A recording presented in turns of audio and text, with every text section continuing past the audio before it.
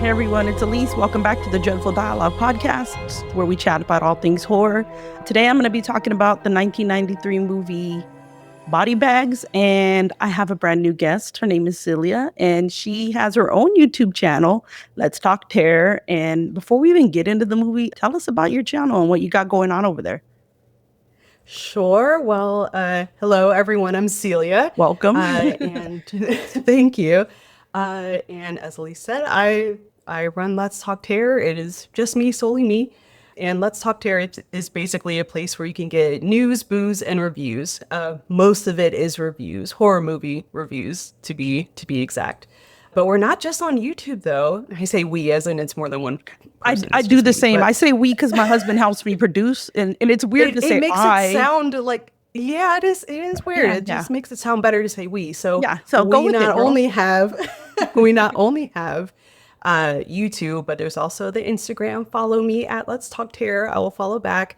And also letstalkterror.com. That's where you'll find most of the written content, obviously. But yeah, we're all over the place. Cool. Yeah, I've read some of your stuff. You have a lot of things on your website, a lot of things to read. So that's really cool. So yeah, check it out. Thank you. I try. Yeah. So friend of the pod. So she's here. We're going to talk about, I had heard on one of your interviews with one of your guests that you like anthologies. And I was like, she seems really cool. So let's have her come on. So I suggested Body Bags and you watched it, and tell me what you think about the movie. Well, it was a great pick. First of all, I had never seen Body Bags. So I was like, oh, bet I'm going to watch this. I love Anthology. So let me watch it. And I was kind of mad at myself actually, because, I'm from the 1900s. I should have seen this, but I hadn't up until now. And I'm happy that I now have seen it because I enjoyed it quite a bit. Yeah, it's one I didn't see in the 90s. I had never heard of it, and I caught it on accident. Like, I think I was watching something on Shudder on the streaming service, and then it like auto-played it. And I was like, oh, what's this? And then I was like, and I kept looking at the guy, and I'm like, is that John Carpenter? Like, I had no idea what I was getting myself into. And I thought it was like super cheesy at first. And then I was like, okay, I mean, it is kind of cheesy, right? I mean, that's like a huge aspect of horror movies, but yeah, I ended up really liking it. And I was like, yeah, this is another one where I'm like, I saw it like, I didn't see it in the 90s either, but I did a little bit. Go ahead. Oh, I was going to say, I did the same thing with, is that John Carpenter? I was doing the same thing literally the entire time. Like, I know this person. Who is that? Tons of cameos. Yes. Yeah, cameos like galore. Like, I'm sure we won't mention all of them because I'm not that good. I try to keep track of that kind of stuff, but I'm not perfect. Yeah, I found out only recently that this movie was originally going to be a TV show or like a cable show for Showtime, kind of like Tales from the Crypt, but it didn't make, for whatever reason, they didn't decide to make it a show, and so they just like threw it together and made a movie out of it. So that's why it's got those vibes I kind of like how they didn't make a show out of it. I don't know if I would have enjoyed it so much if it were a show. I kind of like how they put it all together. It feels quick. It's a normal length of movie time, but it feels quick because it's just so many stories. Yeah, the three stories move pretty quick. So I guess we could kind of get into like a little bit of like, I guess as we get to each segment, we can kind of give a synopsis. Yeah. So like, the host, I guess who would be their equivalent of if it was going to be a Tales from the Crypt type show, is played by John Carpenter, and he's a coroner, and he's like hilarious, right? He's got some funny quips. He's so funny, and I don't know what I imagined John Carpenter acting like, but it was not that. So I was pleasantly surprised that he was hilarious. Like, I was sitting there on the couch like, mm-hmm. He's usually so serious faced, right? Yes. I would have never guessed that he could be as funny as he was. He did a great job, and I wish he would act in more stuff too. I mean, maybe not now because it's he's ancient, but but before. Thanks. I love John Carpenter. I love him. Just kidding. I love John Carpenter, but me too. he's on the older side. So I mean, I wouldn't. Yeah, he's not going to do that nowadays. But back in the 90s, like, yeah, he should have done more stuff. It came off really good. Yeah, he had some good comedic chops drinking his eyeball martinis. Yes. Yeah, so he's kind of our host, right? And there's 3 segments. And what I love about each segment is they're like each a different aspect of horror. So I feel like this first one, I don't know if they even give them names. Like it's like the gas station, right? We get a girl named Yeah. Anne. She's a college student and she's taking this gig. Like it sounds like maybe she moonlights. She just does this as needed. And this isn't a gas station she normally works at, right? Right. That's what I kind of got from it. I'm like, how does this work? How did you just get, what are you doing? You're in college and you're also working in a gas station, but only at night, I guess. I don't know. All by yourself. In Haddonfield, mind you. I don't know if you'd caught that they name dropped. I'm sure it was just because it's John Carpenter's film. Like, let's just set it in Haddonfield. But yeah, so we get her. She's working at this gas station and we find out there's a serial killer on the loose and we're following her throughout. And this one deals with, I think, like the fear of like isolation, being a woman at night somewhere, fear of the unknown, because there can be very hard, and that does happen, right? She encounters some very harmless people that do scare you at times, and you're not sure. Like I think our first person that walks up is another cameo. We get Wes Craven. Wes Craven, yes.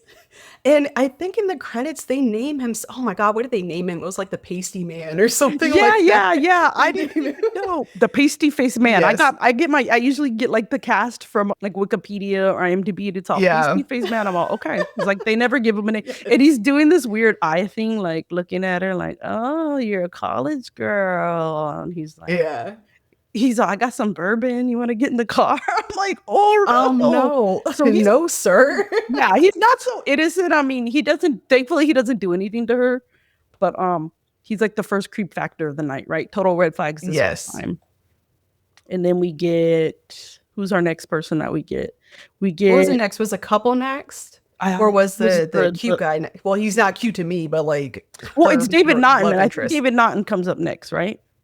Oh, I don't remember. David Naughton, or we get unhoused, or we get the homeless man, one of the two. So we get that comes up. We get a homeless man, an unhoused man, and he's like, "Oh, I need the keys to the bathroom." Oh no, it is David Naughton. See, I just remember it's David Naughton, the guy from American Werewolf in London. Same thing. He kind of flirts with her. He's like, "Hey, if you ever want to hang out, come to the Oak Lounge. If you want to play some pool and kick back." And he's a little flirty.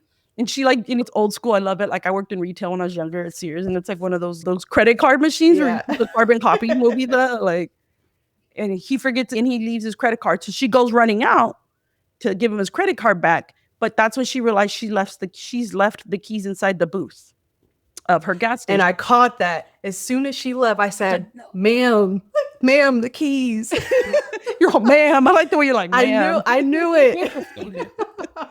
But before she even started, right, she gets briefed kind of from the previous worker. And I don't know, are you familiar with that actor who played the previous guy working the previous shift? Huh? Mm-hmm. That's one of the Raimis. I can't remember if it's not Sam. It's Carradine. No, he's in there. Isn't it David Carradine? Well, now I gotta look it up. Yeah, no, Robert Carradine. It's Robert Carradine. Robert Carradine. I think I wanted to say David because there's a lot of Carradine. So he's from Revenge of the Nerds. See, I haven't seen that. Get off my podcast right now. I know that this is a horror podcast, but is an 80s. I've seen enough clips. I've seen enough clips of it, but I've not actually seen it. You have homework, okay? You need to watch that movie. Okay. He plays a total Only nerd. For you. And so his name is Bill. A nerd in Revenge of the Nerds? Yes. So Robert Carradine, okay. So when I saw him in this, I was like, "Oh, dude, it's the nerdy. It's Lewis. It's Lewis Goldnick from Revenge of the Nerds," which kind of a red herring, which I always wondered if they cast him in that role on purpose. Because this is after Revenge of the Nerds. Probably. Yeah, probably. I mean, it's good casting as a red herring. Yeah. So she gives the homeless guy the keys. He's in the bathroom. Then that's when we get the couple you were talking about. What did you think about them? They were a trip, man. But they're the kind of people who I think were like, "What is up with you guys?" But also like, we're where y'all going to party? Because like, what is going on? Y'all seem like fun. And I like the way he's all, can I get the keys to the little boys' room? I'm like, who's this little boys' room? When you're like, he's like in his 50s or 40s at least. Some dirty old man, that's who. The lady's all drunk. She's like, I can't get the gas to work. And she's like, lift the lever. Lift the lever. Yeah. Yeah. So lots of things going on. Customers coming and going. And so she finally figures out a way to get the other keys out. And when she tells the guy, to get the keys, so she's back in the booth, and she tells the guy, I called them the yuppie couple that rolled up that we said would be fun to probably party with.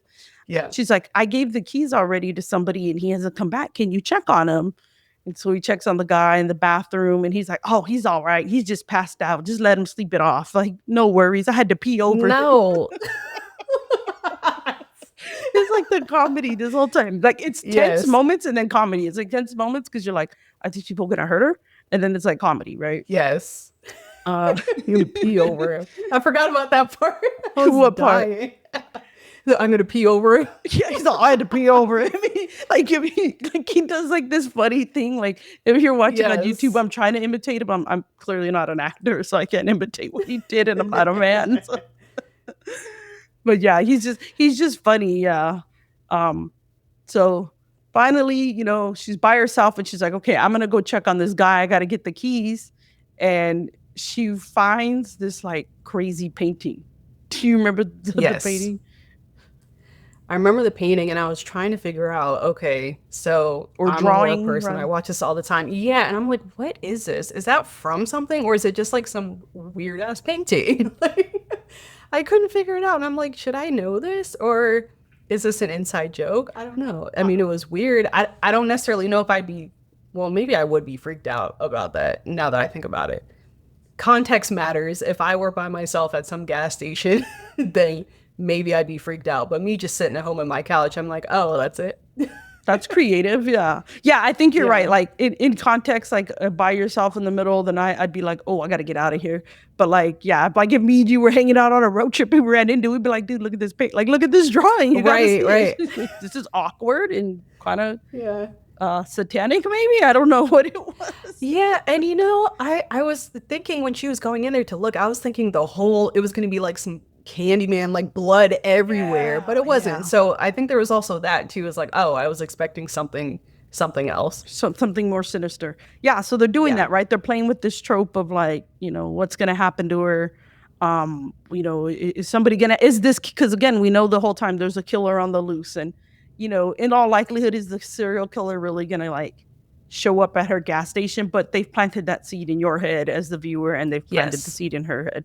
So eventually what happens is, she runs out of there. She goes into the bay, the repair bay, I guess. And that's where she ends up finding the guy who was using the bathroom, the homeless man. Now he's he's in the vehicle and he's dead. And she's like, ah, and she runs off. Yeah. My question is, how did that man get there? Because where else is he there was no other way than to like go past her to get from the bathroom. I don't know, because the whole setup is confusing, right? Like it moves so quick from spot to spot that I had to keep watching to be like, wait, can I get a map of the layout of this gas station? Right. So like maybe at that point she was like running around again outside for whatever reason. I don't know, movie magic, I guess. Well, why did he put him in there though? Is what I'm also like, wouldn't you not want to draw attention? Wouldn't you have just thrown his body behind like a building? Like, right. Like, how did you know she's going to go back in there? Or not go back in there? Maybe he did. I guess you're right. Maybe he did want her to. Maybe he wanted to. Maybe the killer was like, yeah, I want this girl to find the body. It's serial killer logic, I guess. I'm not a serial killer, so I don't know. And most of the time we're always like, well, if I were a person committing a crime, we're like, okay, that's why a lot of people get caught, because they're not very smart. And I would not be able to do it. Yeah. So then we find out she runs off, she screams, she tries to call phone number that Bill, right, the worker, the Revenge of the Nerds guy left her. She calls and we see Bill, he's back. He's in the other part of the store that's across the parking lot, and he's like, hey, you've reached Bill, leave a number, beep. And she calls 911, and Bill comes out and he's got a big sledgehammer and he starts trying to break down the door or the glass. And that part I was like, oh, okay, he's not a nerd. I'm like, oh my God, like Yeah. and this is when we realize we get the twist that Bill is not actually Bill, that he stole the shirt of the original Bill. The actual Bill that worked there was Sam Raimi. We see his little employee of the month picture. And I didn't even know that was him. I didn't catch that till I was reading about the movie. I'm like, I guess I don't know what Sam Raimi looks like because I didn't know it was him. So I wouldn't have even caught that one.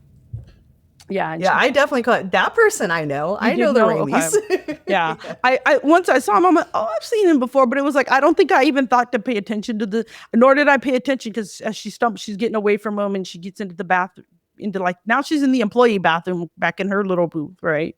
Yeah, I think. Yeah, and she finds the body. I guess it is a bathroom. It had a sink. Yeah. And so Carradine or Bill Carradine's the actor's last name. The Kill Bill, not the real Bill, right? That's so funny. Killer Bill. Killer Bill comes in and, she takes a stool to the face. So I love that. Like we get that. It's kind of like a Final Girl. It's almost like a Final Girl movie, even though she was really the only like character that was being pursued. So did it give you Final Girl vibes? Not really, but I will say that whole last segment actually did, I wouldn't say it scared me, but it was a little like, I hope she gets out. I hope she's okay. What would I do? I don't know. There is a part that I will say I'm really mad at her. And I hate when people do this. They don't double tap. You need to make sure that person is dead. You got she manages to get him down at some point, but she just leaves him there and turns around. And I'm like, I would have bashed that man's head in, like, so there was no question that I would have grabbed that sledgehammer that he had because that stool that she used wasn't enough. Because he comes back up, he gets back up and comes after her, and then he slumps over, and then he keeps coming back. It's like, hello, like, have you not seen Creepshow, the other anthology? Exactly, the guy keeps coming back. Come on. And then on top of that, it's like I would have ran so far. Like, you would not catch me near that gas station. After that, it would have been, this dude's head is smashed on the ground and I'm out of here. I'm miles away. Yeah. And it took her a while to finally okay, I need to pull myself together. And so she gets into the vehicle, right, that the homeless man had been in. Yeah. And then because he didn't do like you said, girl, she didn't finish him off. And he shows up and the car is on a lift. It lifts her up. And so now she's in the vehicle and he's like, and you're like, okay, that's it. Like we thought she was going to make it. She thought she was the final girl. I was like, she was safe. She's not safe. But somebody saves her. We get the guy that saves her. David Naughton comes back and he has a tire iron. He chokes him. And then he takes him out and he's like, oh, I forgot my credit card. And it's like, it's over. Yeah. I want to know, did they go to the Oak Lounge together? Like, did she feel obligated to go hang out with him after that? Probably. I would assume so. That's the least she could do. I'd have been like, so I'm not really trying to finish my shift. Like, let's go hang out at the bar like you were talking about. Let's see what this Oak Lounge is all about. Yes. So that's our first one, right? Now, before we even get into the other two, can you tell me right now which one is your favorite out of the three? I will rank them for you. Okay. I think the second segment, hair, is my number one. Okay. That thing was so freaking funny. We'll talk about it. It's hilarious. Yeah. It's so funny to me. Yeah. Number two is this first segment. And then the third is third. Okay. We're kind of on the same wavelength, I think. Yeah. I kind of flip-flop. I think the first one, like I said, it's kind of very stereotypical. Like, again, like we said, just this girl, somebody's isolated. Like, is she going to survive? But the second one, I think it was an easy entry into a horror anthology. Like, this is what you're going to get. This is probably what you think a horror movie is about. So here you go. Yeah.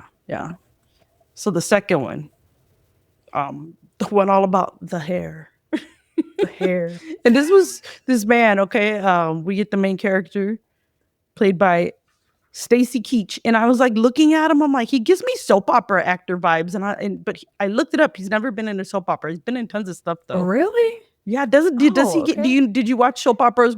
Like I watched them with my mom because she watched them. I watched them. No, no, I'm not a soap opera I mean, person. I'm not My anymore. dad, yeah, my dad watches occasionally, but not really. It's just like I don't know, it's an old people thing. Not you're not old, you're not part of that group. It's like our parents. Yeah, yeah, yeah, That's yeah. their kind of thing. No, but he definitely gives that vibe though. It's like you look like you'd be Or like a Lifetime in a movie. soap opera. Yes, yes, Okay, Lifetime. definitely. Okay, so that you're understanding what I'm saying by like soap opera soap opera vibes. Yes. Because I was like, this man has to be. Yeah, so he's a middle-aged man. And his girlfriend, again, I didn't even know it was her. Did you know that his girlfriend is Sheena Easton, the singer? No, I didn't. I didn't know that either. I caught that when I was looking it up. I was like, Sheena Oh. Easton? I'm like, okay, I like her music. So yeah, this one's hilarious. He's going balding and he's desperate, which his girlfriend doesn't even seem bothered by it. And she seems clearly Right, younger. right. And Yeah. she's cute. Like she's into him regardless. Somebody right, somebody must have said something to him at one point in his life because he got some unsorted issues about that. It's like clearly this lady loves you regardless. And I think for a movie from 1993 that's rather modern, I feel like for the woman to just be like, "Yeah, you're fine. Like I love you how you are." I would have totally expected her to act like the mindset that he had about himself, but Yeah, but I she should be didn't, and buying him like that the was Rogaine. refreshing. Right, right. Because like this was like the big like the height of like right like diet culture and people being more Yeah, obsessed with yeah, the way they look. I mean we still deal with it, but yeah, yeah. but yeah, I didn't think like he needed to make such a big deal, right? And he's like desperate. He's like dyeing it and wearing a toupee. He had that paint on his head. Oh my god. uh, It gets on her, right? Like on her it gets on her. like on her lips, I right? think I think she kisses like his head at one point, and I'm like I of course I knew that was gonna happen, and it was really funny. But at the same time, I'm like you can't tell there's wet paint on this man's head, and you're still gonna kiss him. We do you, girl? You go ahead, Yeah. I guess. Yeah, yeah. And I love that like even after he goes back to like he goes to and it's like a stereotypical like long-haired like salon like um not Fabio, like kind of Fabio Yeah. hair like for lack of a better Kato Kalin, like that hair that they Yes. rocked in Yes. the 90s, right? Like that hair. And that's the hairdresser's like, He you're embarrassing me. Why are you wearing that thing? Yes. He was feeling himself. Oh my goodness. That and the longer it grew, Yeah. it Yeah. just got funnier and funnier. Yeah. Like, Yeah. Cause he's he's it kind of reminded me of all these memes and TikToks and people when they get a bob or when they have a bob wig and they're just like rocking their head, going like this with their bob because oh, I they're in haven't new seen hair. that. I haven't seen Oh any my of god. those. Oh, they're very funny. It's people making fun of like when you first get your bob and you're just like rocking your head back and forth, Oh watching the man. movement. I've never rocked a full on bob, so I don't Oh, I know. have. I I'm gonna have. have to I see it. I think oh, think it's this for is my shortest my hair has been like just barely passing the shoulders. And I was even like, I don't know if I could do I'll that. have to see if I can find a picture Okay, you're gonna because have to send me it. I had the 2009 Rihanna asymmetrical bob. It was a Oh wild time. no It was a wild time. I way. Now you did, got me yeah. thinking about like the 90s with Tupac and like remember the Gumby hairdos? Yes, yes. The two levels, the Gumby. I don't know what the actual Yes. name was. Because yeah, I think we're like the same age, so we've got a lot of the same references going on here. Yes. Yeah, so he gets like this hair, right? He sees like an infomercial and goes to this like place in. I never caught it till like again till rewatching it. It's called the like Roswell Laboratories, and I'm like Roswell. Shoot, I And didn't even I didn't even catch that, but now okay, the it ending makes makes sense, right? sense. Yeah, It because makes he gets these sense. hair plants. His hair. He goes through this hair procedure, and Deborah Harry's the like assistant like nurse, and Yes. she's playing up the sexiness, like ooh. And one of my favorite parts is when they're like they take his picture and they put him in this like computer and they show him the different hairstyles. They're like, you could get Republican, you could get military. Yeah. I don't even remember what's the one called that he gets where it's the Fabio hair. The I don't know. hair. It's a funny name. Yeah. So he does the procedure, he goes to bed, he wakes up, and then he's like, and he's got all this hair, and it's like, red flags, dude, red flags. Right. You should be worried. It should not have grown that fast. Why is nobody worried about this? Like, that's not good. And that said, I thought the ending was going to go way different. I thought since this section is a body horror section, I thought it was going to be, oh, he's just going to be growing hair out of every orifice and the hair is just going to take over. But it totally did not do that. So I was like, oh, this is way different than what I was expecting. But I still loved it because I wasn't expecting it.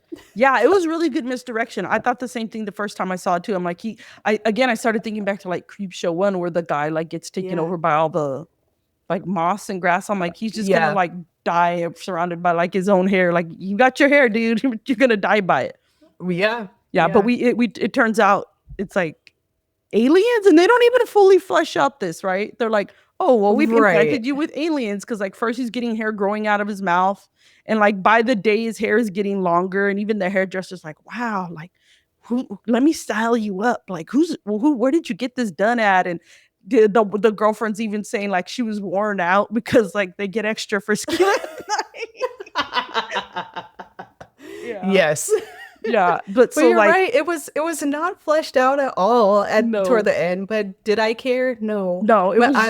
I mean, now I'm thinking, okay, aliens, what is your game plan with this? But whatever, I guess. I squirmed though when he was like, oh, he had the hair in his mouth and he had to like cut it, and then like, oh yeah, it was like, ew, the little like hair. That's when we see it's like out of face. It's almost, it made me think of Slimy from Sesame Street. I don't know why. Yes.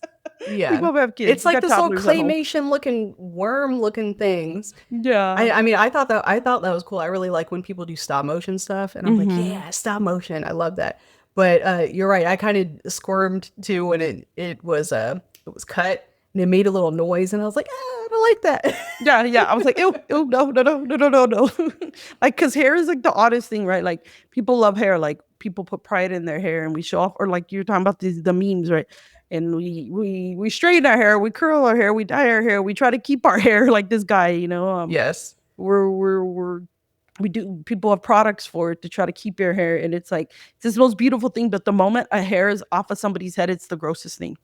Like, yes, I don't even like seeing my own hair in the shower, let alone like a stranger. Right. You know, it's like, why though? Like, we put so much pride into it, and then it's like this gross thing, and then it just added to when you're like, ew, it's this little alive thing, and like, it's alive. Yeah, and when he goes to the doctor, he's basically like, well, you know, we played off on your vanity. We knew we could implant you guys when us aliens or whatever they're called themselves came here. Like, we couldn't survive, so we eat brains. And that's where I'm like, this doesn't make sense, because the guy like pulls his eye down and shows he has a bunch of them in him, and then the lady starts cutting the hair, and then like transport him or move him to the room for the procedure. And you're like, okay, are they gonna kill him? Like, are they gonna stay in him? And by this time he looks like Teen Wolf's dad from like the Michael J. Fox movie. He looks like he could be his father. He's got like these gaping holes and just hair coming everywhere, and he's just like sad looking, like, I don't know. And then on top of that, like, this man, like, I'm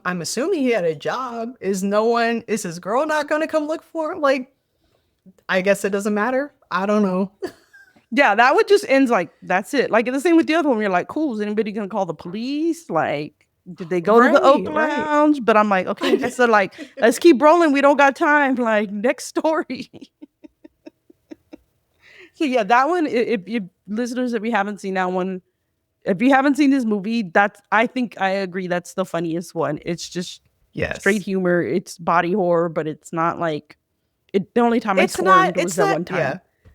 Right. It's not very gross. It's just, it's weird is what it is. It's weird, but it's fun. Yeah. So that we can move. Let's talk about the third one, right? So we had our third one is about an eye transplant.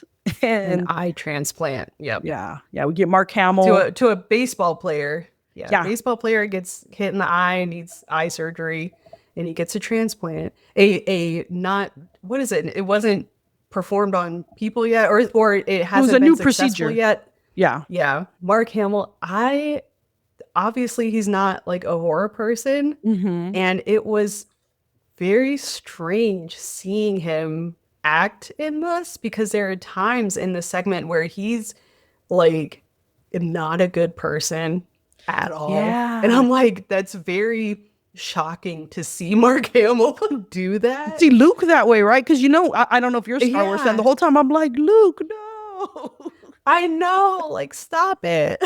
Yeah. So, but you really saw his acting chops. Yeah. I'm only and you saw his butt too. Oh yeah, you see the butt you see them cakes a whole lot. That was the other part. It's like, oh my God, Mark Hamill is beating his wife, and oh my goodness, he's like his butt is there too. I don't want to use that word. He's attacking her. Yeah. Yes. Yeah. So he gets the eye transplant because he's desperate, because he was in a car accident. He's like a minor league player that wants to make it to the majors. And he starts seeing weird things, and it gave me Poltergeist vibes. But then, like, I found out Tobe Hooper did direct this, and I think it gave me those vibes. I don't know if it did for you, because like the house they're living in looks like the same sort of neighborhood from Poltergeist. It does. The digging up in the backyard maybe made me think of the pool scene or something. I don't know. It gives me those vibes. Yeah.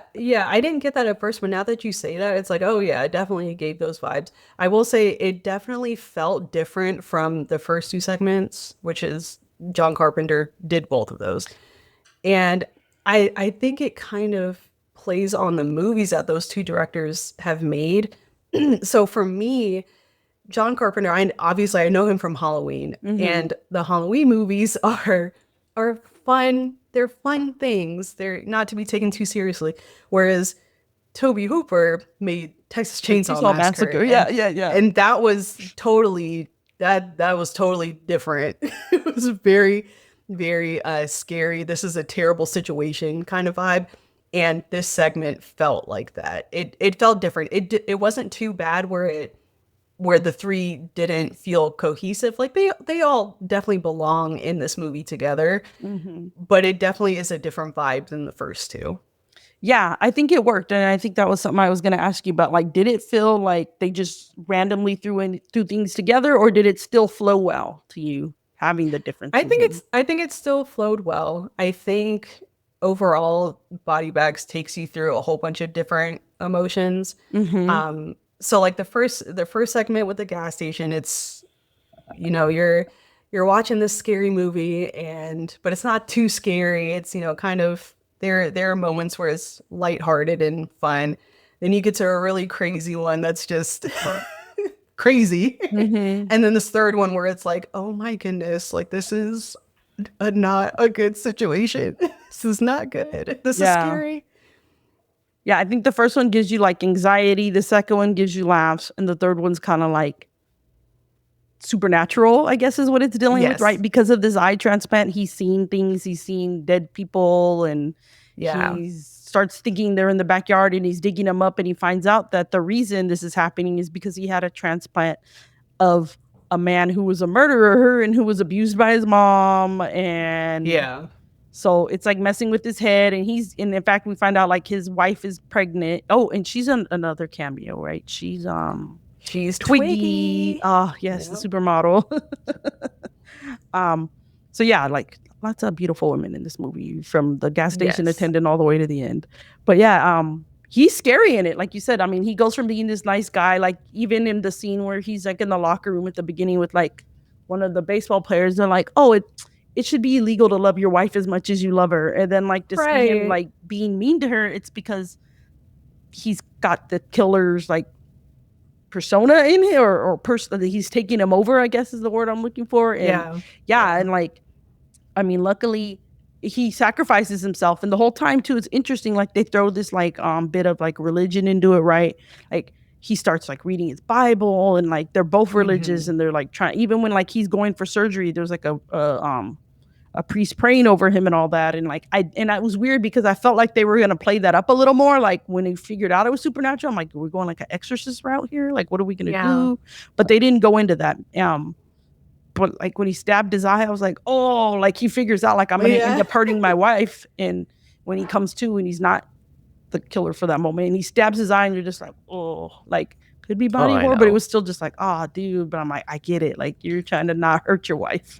I know. And I didn't want to because it was such a like not great, not great place to be in. But it's like I kept thinking, oh my God, what would I do if I were Twiggy? Like, would I stay? Would I leave? I don't know. And Yeah. I don't like thinking that. Yeah. I And don't it like felt like thinking it that way. happened so quick. Like they didn't give us a timeline, obviously, because it's a short these are Yeah. segments that are like, I don't think any of them are more than 20 minutes at most. I don't know. I don't even put a timer to them, but yeah, like it seemed like it all happened within like days, maybe that like, It was fast. It was yeah. very fast. And he wasn't really telling her. He kind of was like, I'm getting headaches, but like he wasn't expressing to anybody like, oh, I'm seeing these things, and oh, the eye that I got was from this bad guy, and maybe that has something to do with it, and I don't know. But yeah, I wish it was people rough. would communicate. It's like, why can't we just tell our significant other that you're seeing stuff? At least, even if he did say something and the doctor came and said, "Oh, that happens sometimes," like at least he would have said something to begin with, so then everyone can know, "Oh yeah, I guess you were right." At the end. But nope, let me just keep this to myself Yeah, and I don't get beat why my wife, I guess. yeah, especially when he was even having the freak out moment when he was building the crib, right? And like he's seeing the Right. mom, like I don't know. Maybe he's just totally worried about people thinking he was crazy, or maybe he was also worried that like he really wanted to keep the eye because he was so like adamant, like he wanted to go play baseball still. I mean, yeah, but you can't play receive dead people all the time. That's Like you true. You're like, can't, let me throw it to that you're extra not gonna be guy able to out there in play. the outfield. Right? Outfield. I don't even know about much about baseball, but outfield, right?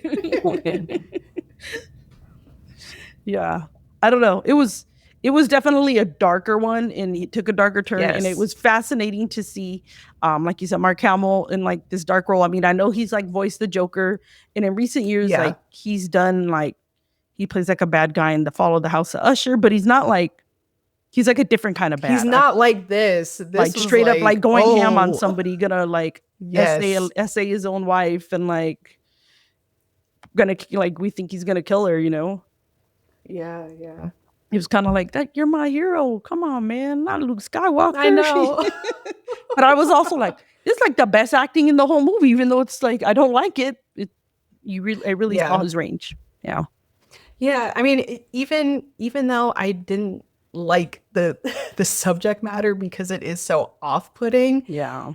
it is the only one in this movie that did scare me a little bit.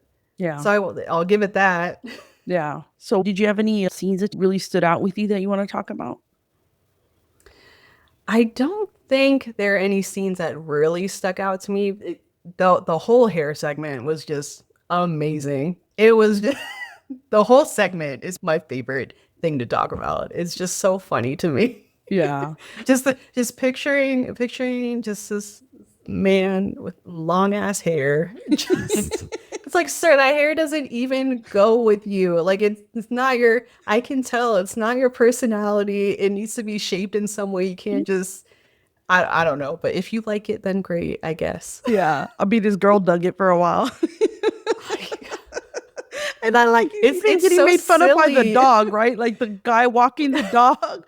Oh, that's Greg Nicotero. See, I didn't know that either till I was reading Yes. Yeah. something, right?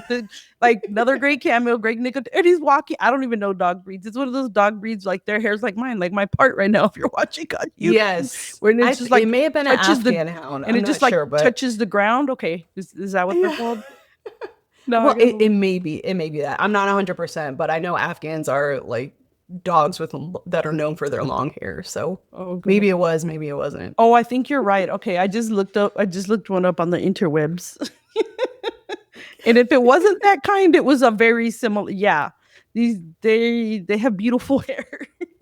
The way it Yes. just like sits And in and you know what? flows. So does Greg Nicotero too. Yeah, Another long-haired man. there you go. He pulls it off, but Stacy Keach did not pull it off. No, no. It's like you don't have the right face for, 36 inches of hair. Yeah, I couldn't believe it. Yeah, yeah. So definitely a cool. I don't know. It's kind of a hidden gem to me anyway. I don't know. I guess I'd have to ask other horror fans, like, hey, have you heard of this one? Just Yeah. because yeah, I caught it late in the game. Like I said, I watched it in probably 2021 ish, so definitely not in the 1990s. When it came out, and when I watched it, I was like, what is this? And yeah, so I hope you liked it. I loved it, and I'm so glad that you brought it up because I probably never would have watched it. Especially in a world with like you got Tales from the Dark Side, you got Creep Show. I've seen those a million times. Mm-hmm. Body Bags was very refreshing because they're just new stories that I'd never seen before, and it goes by quick. Um, and their stories are just they all go together, but they are all a different aspect of horror. Yeah. So I enjoyed it. I would highly recommend Body Bags if you haven't seen it. Yeah, and it's streaming on a few places right now. It's been on Tubi for a few months, and I think it's like on Prime right now as well. So at least at the time of recording, these release quite later than when I record them. But yeah, it's a fun one. I think people should check it out. It's not like there's different type of anthologies. You have somewhere like there's the wraparound story falls around, but we do get a little thing at the end. I forgot with John Carpenter. We come to find out he's not actually a coroner. Right, he's dead. He's dead. He's one of the corpses. Yeah, he's like, I gotta go now, and like zips himself back into a body bag, and then he gets picked up by Tom Arnold. Oh my god! And yes, Tom Arnold and Toby Hooper. And Toby Hooper, yeah. One. Yeah, it's great. So I was like, that's another one. I'm like, oh, I didn't see that coming. Like the whole time, like, right? His antics. He's like messing with bodies, and he's like making fun of a woman's like her fake breasts. He's like, they don't fit in the drawer. Right. They must have made these drawers before they invented implants. And like, yes, you have to like really listen, because I think the first time I watched it, I kind of only paid attention to him a little bit, and I tuned some of his jokes out. And it wasn't until I watched it the second time, I was like, oh gosh, this guy has a lot of funny stuff to say, like silly, cheesy. It really like adds to the whole hair one, how that one's funny. His stuff is he's also there for like the comedic relief. And his delivery is on point too. Like none of it seemed forced. It all seemed very natural, his jokes, which made it even funnier. Yeah, like he wasn't phoning it in. Like he wasn't just like, I have to do this. He seemed like he was having fun. Right. Yeah. All right. Is there anything else before we close up? You got anything cool coming up on your channel that we can look forward to? Oh, always. I always have cool stuff. What are can you share us anything from your spooky season that you got going on, or do we need to hold off? Well, in October, I will be doing press for both Telluride and the Cork International Horror Film Festival. So look forward to posts during and after October for those. It'll be a good time. I'm also constantly talking to many indie filmmakers. So if we could all do what we can to look at these things, not only for me, but for them too, support them. We love indie people on Let's Talk Terror. Cool. Love it. All right. Well, thanks again, Celia. And again, you can find her on Let's Talk Terror. She's on most of the socials, especially YouTube. Again, my name is Alyse, and I'm also on social media at Dreadful Dialogue Podcast. I have a website as well, dreadfuldialogue.com, and we hope our dialogue was not too dreadful for you guys. And thanks again, Celia. Thank you. Take care, listeners, and have a good one.